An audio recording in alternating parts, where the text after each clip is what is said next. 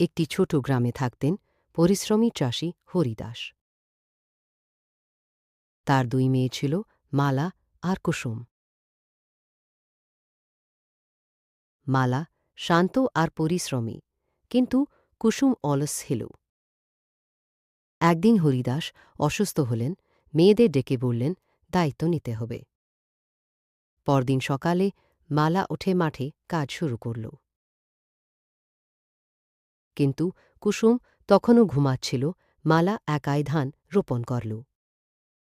ফসল পাকার সময় এল। কুসুম বুঝতে পারল সে ভুল করেছে। সে ভাবল, আমি যদি দিদির মতো পরিশ্রম করতাম।